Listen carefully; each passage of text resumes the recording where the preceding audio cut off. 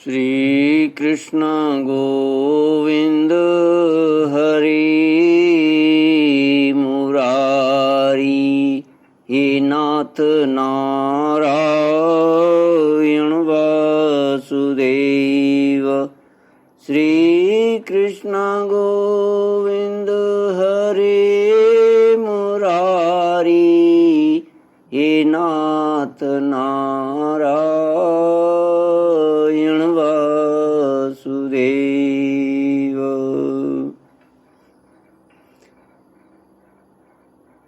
ओम नमो भगवते वासुदेवाय। ओम नमो भगवते वासुदेवाय। ओम नमो भगवते वासुदेवाय।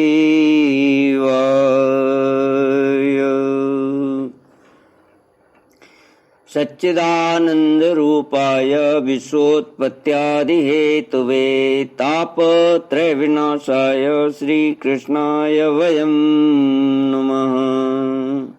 सच्चिद आनंद स्वरूप परमात्मा जो सृष्टि की उत्पत्ति, पालन और प्रलयकारी हैं तथा जीवों के आध्यात्मिक आदि दैविक आदि भौतिक तापों को नष्ट करने वाले हैं, अर्थात जीवों के मानसिक शारीरिक और भौतिक दुखों को दूर करने वाले हैं, उन श्री कृष्ण भगवान को हम नमस्कार करते हैं। श्री कृष्ण गोविंद हरे मुरारी, हे नाथ नारायण वासुदेवा।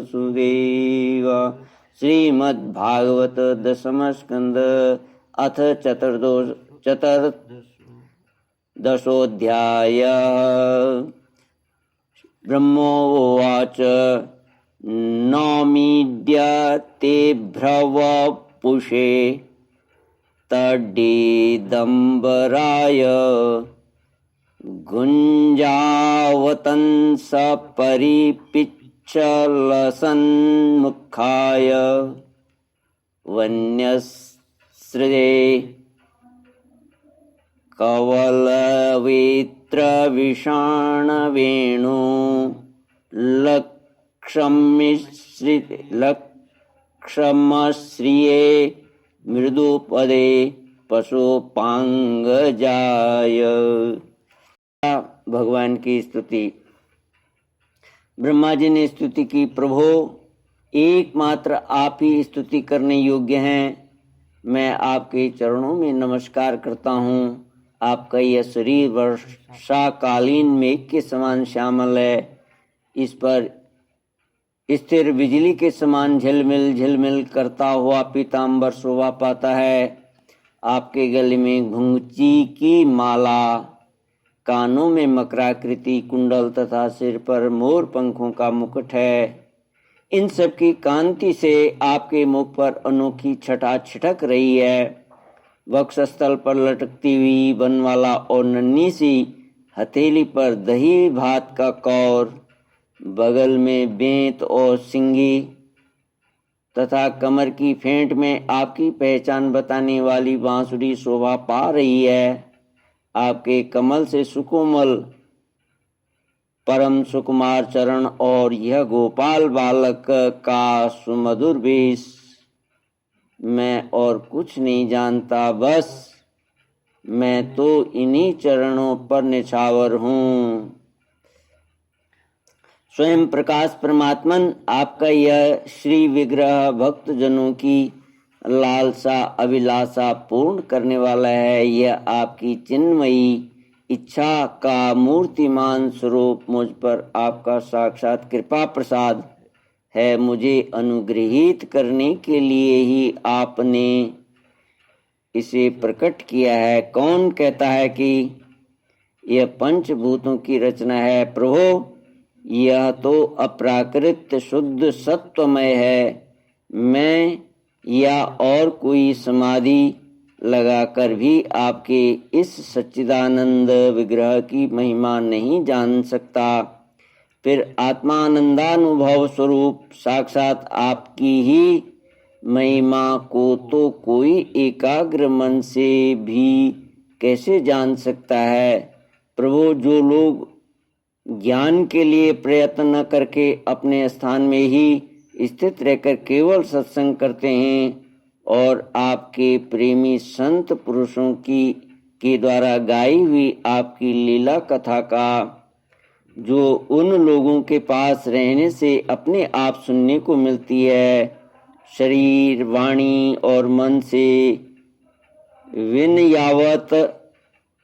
विनयावनत होकर सेवन करते हैं, यहाँ तक कि उसे ही अपना जीवन बना लेते हैं, उसके बिना जी ही नहीं सकते। प्रभु, यद्यपि आप पर त्रिलोकी में कोई कभी विजय नहीं प्राप्त कर सकता, फिर भी वे आप पर विजय प्राप्त कर लेते हैं।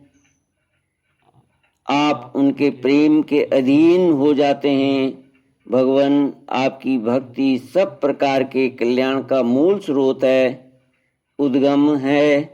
जो लोग उसे छोड़कर केवल ज्ञान की प्राप्ति के लिए श्रम उठाते हैं और दुख भोगते हैं, उनको बस क्लेश ही क्लेश हाथ लगता है और कुछ नहीं। जैसे थोथी भूसी कूटने वाले को केवल श्रम ही मिलता है, चावल नहीं। हे अच्युत, हे अनंत, इस लोक में पहले भी बहुत से योगी हो गए हैं। जब उन्हें योगादि के द्वारा आपकी प्राप्ति न हुई, तब उन्होंने अपने लौकिक और वैदिक समस्त कर्म आपके चरणों में समर्पित कर दिए। उन समर्पित कर्मों से तथा आपकी लीला कथा से उन्हें आपकी भक्ति प्राप्त हुई। उस भक्ति से ही आपके स्वरूप का ज्ञान प्राप्त करके उन्होंने बड़ी सुगमता से आपके परम पद की प्राप्ति कर ली। हे अनंत, आपके सगुण निर्गुण दोनों स्वरूपों का ज्ञान कठिन होने पर भी निर्गुण स्वरूप की महिमा इंद्रियों का प्रत्याहार करके शुद्धांतकरण से जानी जा सकती है। जानने की प्रक्रिया यह है कि विशेष आकार के परित्याग पूर्वक आत्माकार अंतःकरण का साक्षात्कार किया जाए।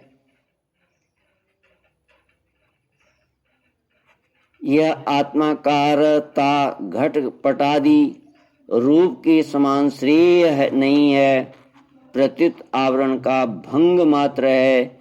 यह साक्षात्कार यह ब्रह्म है, मैं ब्रह्म को जानता हूँ, इस प्रकार नहीं, किंतु स्वयं प्रकाश रूप से ही होता है।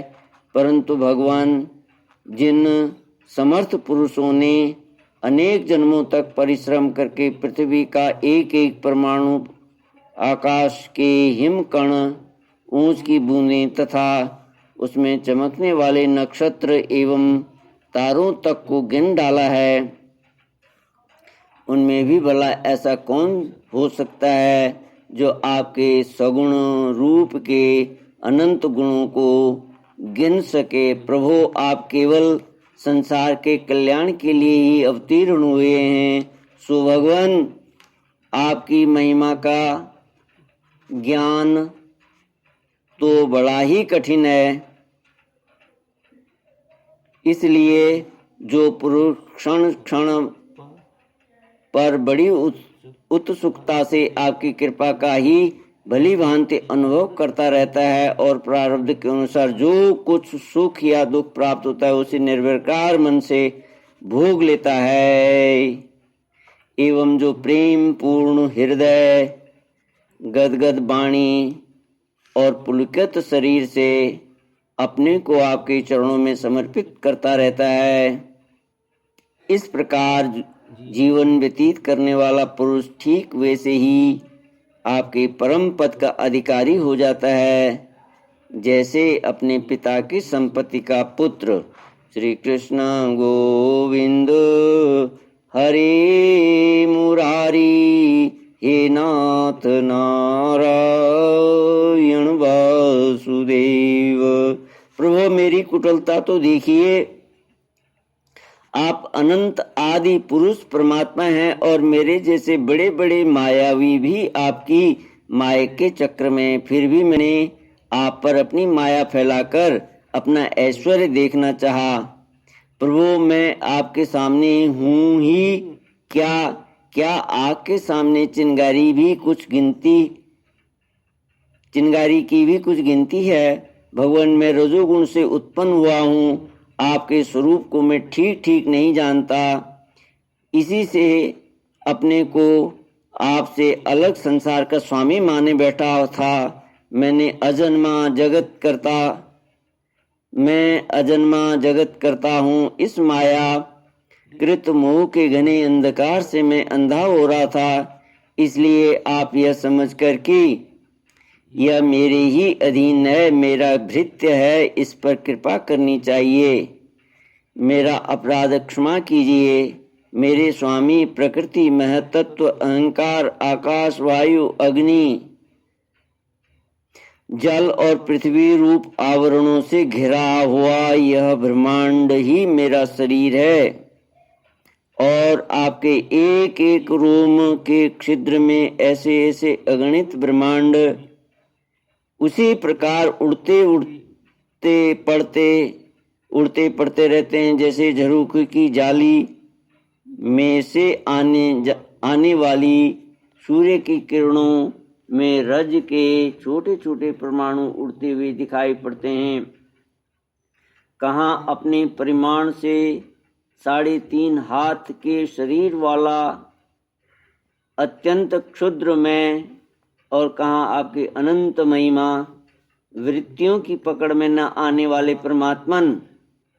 जब बच्चा माता के पेट में रहता है तब अज्ञानवश अपने हाथ पैर पीटता है, परंतु क्या माता उसे अपराध समझती है या उसके लिए वह कोई अपराध होता है और नहीं है, इन शब्दों से कहीं जाने वाली कोई भी वस्तु ऐसी है क्या जो आपके कोख के भीतर न हो। श्री कृष्ण गोविंद हरे मुरारी, हे नाथ नारायण वासुदेव। श्रुतियां कहती हैं कि जिस समय तीनों लोक प्रलयकालीन जल में लीन थे, उस समय उस जल में स्थित श्री नारायण के नाभि कमल से ब्रह्मा का जन्म हुआ। उनका यह कहना किसी प्रकार असत्य नहीं हो सकता। तब आप ही बतलाइए प्रभु, क्या मैं आपका पुत्र नहीं हूँ? प्रभु आप समस्त जीवों के आत्मा हैं, इसलिए आप नारायण, नार, जीव, अयन, आश्रय, आप समस्त जगत के और जीवों के अधीश्वर हैं, इसलिए आप नारायण, जीव और अयन प्रवर्तक हैं। आप समस्त लोकों के साक्षी हैं, इसलिए भी नारायण, नार, जीव और अयन जानने वाला है। नर से उत्पन्न होने वाले जल में निवास करने के कारण जिन्हें नारायण,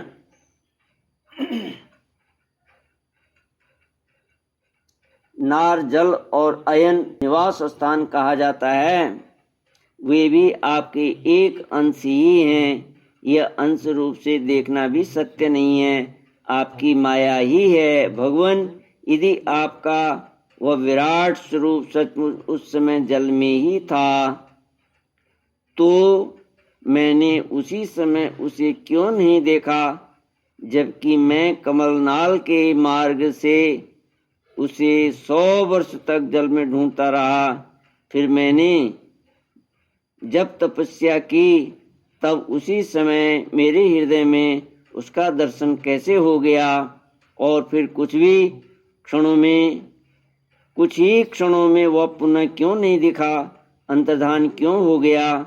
माया का नाश करने वाले प्रभु, दूर की बात कौन करे, अभी इसी अवतार में आपने इस बाहर दिखने वाले जगत को अपने पेट में ही दिखला दिया, जिसे देखकर माता यशोदा चकित हो गई थीं। इससे यही तो सिद्ध होता है कि यह संपूर्ण विश्व केवल आपकी माया ही माया है। जब आपके सहित यह संपूर्ण विश्व और जैसा बाहर दिखता है वैसा ही आपके उदर में भी दिखता है, तब क्या यह सब आपकी माया के बिना ही आप में प्रतीत हुआ? अवश्य ही आपकी लीला है। उस दिन की बात जाने दीजिए, आज की ही बात लीजिए। क्या आज आपने मेरे सामने अपने अतिरिक्त संपूर्ण विश्व को अपनी माया का खेल नहीं दिखलाया है? पहले आप अकेले थे, फिर संपूर्ण ग्वाल बाल, बछड़े और छड़ी छीके भी आप ही हो गए। उसके बाद मैंने देखा कि आपके वे सब रूप चतुर्भुज हैं और मेरे सहित सबके सब तत्व उनकी सेवा कर रहे हैं। आपने अलग अलग उतने ही ब्रह्मांडों का रूप धारण कर लिया था, परंतु अब आप केवल अपरिमित अद्वितीय ब्रह्म रूप से ही शेष रह गए हैं। जो लोग अज्ञानवश आपके स्वरूप को नहीं जानते, उन्हीं को आप प्रकृति में स्थित जीव के रूप से प्रतीत होते हैं और उन पर अपनी माया का पर्दा डालकर सृष्टि के समय मैं ब्रह्मा रूप से, पालन के समय अपने विष्णु रूप से और संहार के समय रुद्र के रूप में प्रतीत होते हैं। प्रभु, आप सारे जगत के स्वामी और विधाता हैं। अजन्मा होने पर भी आप देवता, ऋषि, मनुष्य, पशु, पक्षी और जलचर आदि योनि में अवतार ग्रहण करते हैं, इसलिए कि इन रूपों के द्वारा दुष्ट पुरुषों का घमंड तोड़ दें और सत्पुरुषों का अनुग्रह करें। भगवान, आप अनंत परमात्मा और योगेश्वर हैं। जिस समय आप अपनी योग माया का विस्तार करके लीला करने लगते हैं, उस समय त्रिलोकी में ऐसा कौन है जो यह जान सके कि आपकी लीला कहाँ, किस लिए, कब और कितनी होती है। इसलिए यह संपूर्ण जगत स्वप्न के समान असत्य, अज्ञान रूप और दुख पर दुख देने वाला है। आप परमानंद, परम ज्ञान स्वरूप एवं अनंत हैं। यह माया से उत्पन्न एवं विलीन होने पर भी आप में आपकी सत्ता से सत्य के समान प्रतीत होता है। प्रभु, आप ही एकमात्र सत्य हैं, क्योंकि आप सबकी आत्मा जो हैं, आप पुराण पुरुष होने के कारण समस्त जन्मादि विकारों से रहित हैं। आप स्वयं प्रकाश हैं, इसलिए देश, काल और वस्तु जो पर प्रकाश है, किसी प्रकार आपको सीमित नहीं कर सकते। आप उनके भी आदि प्रकाशक हैं। आप अविनाशी होने के कारण नित्य हैं। आपका आनंद अखंडित है। आप में न तो किसी प्रकार का मल है और न अभाव। आप पूर्ण एक हैं। समस्त उपाधियों से मुक्त होने के कारण आप अमृत स्वरूप हैं। आपका यह ऐसा स्वरूप समस्त जीवों का ही अपना स्वरूप है, जो गुरु रूप सूर्य के तत्व ज्ञान स्वरूप दिव्य दृष्टि प्राप्त करके उससे आपको अपने स्वरूप के रूप में साक्षात्कार कर लेते हैं। वे इस झूठे संसार सागर को मानो पार कर जाते हैं। संसार सागर की झूठा होने के कारण इससे पार जाना भी अविचार दशा की दृष्टि से ही है। जो पुरुष परमात्मा को आत्मा के रूप में नहीं जानते, उन्हें उस अज्ञान के कारण ही इस नाना रूपात्मक निखिल प्रपंच की उत्पत्ति का भ्रम हो जाता है, किंतु ज्ञान होते ही इसका आत्यंतिक प्रलय हो जाता है।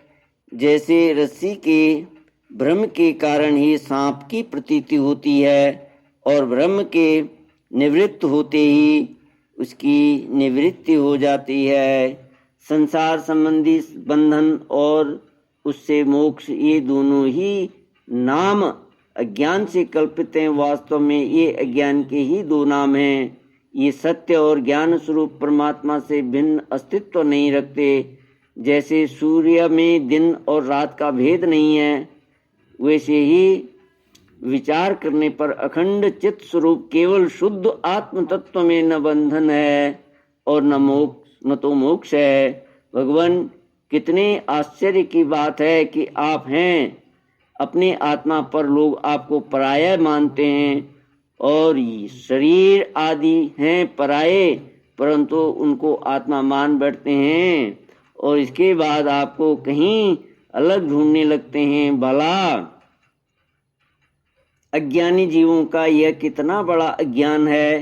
हे अनंत, आप तो सबके अंतःकरण में ही विराजमान हैं, इसलिए संत लोग आपके अतिरिक्त जो कुछ प्रतीत हो रहा है उसका परित्याग करते हुए अपने भीतर ही आपको ढूंढते हैं। क्योंकि यद्यपि रस्सी में सांप नहीं है, फिर भी उस प्रतीयमान सांप को मिथ्या निश्चय करके मिथ्या निश्चय किए बिना भला कोई सत्पुरुष सच्ची रस्सी को कैसे जान सकता है।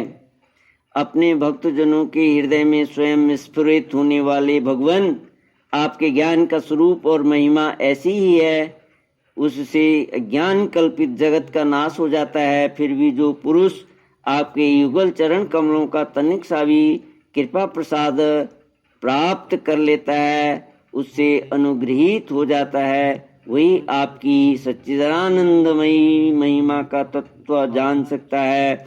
दूसरा कोई भी ज्ञान, वैराग्य आदि साधन रूप अपने प्रयत्न से बहुत काल तक कितना ही अनुसंधान करता रहे, वह आपकी महिमा का यथार्थ ज्ञान नहीं प्राप्त कर सकता।